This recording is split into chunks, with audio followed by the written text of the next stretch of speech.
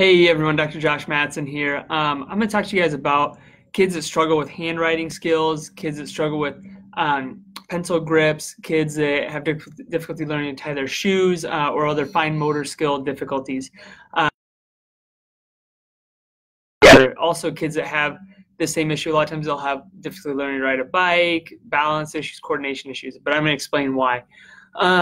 With those kids that have those difficulties, you typically find a reflex that should go away at 6 months of life. It's called an asymmetrical tonic neck reflex. How you test it on a kid. So if your kid's struggling with this, just test this reflex. It's super easy. Put them on their hands and knees, so like they're on all fours like this, and drop their low back down so it has a good curve to it and they're not rounded. So it should curve down towards the floor. Turn their head. And if you see their arms start to drop out on the opposite side, they have what's called an asymmetrical tonic neck reflex. And the more you do it, you'll see it come out more and more and more. Their arms will drop more and more and more. The reason why it becomes important is, okay, so I'm right-handed, which I know on the video it looks like I'm left-handed, but I'm right-handed. The reason why it becomes important is when I turn my head this way, I reflexively bend everything on this side and reflexively straighten everything on the opposite side. When I turn my head this way, I reflexively bend everything on this side and straighten everything on the opposite side, including my hands. So say I'm holding onto a pen or a pencil and I'm going to go write. If I'm going to write, I put my book or whatever I'm writing on off to the right-hand side. When I do that, I turn my head towards that side. When you have this reflex, reflexively, this hand is wanting to open and this side is wanting to flex.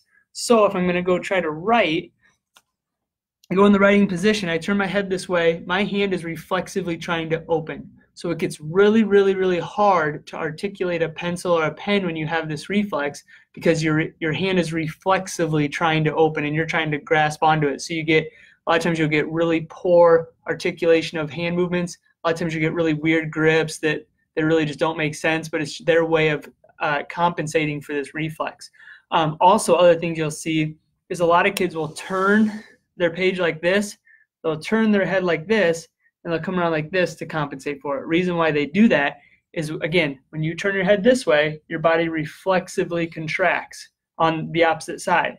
So if they turn their head this way, they get to, their hand wants to grip or wants to flex, so it'll flex in like this so they can grab onto a pen easier if they have their head turned this way, and that makes them able to write easier.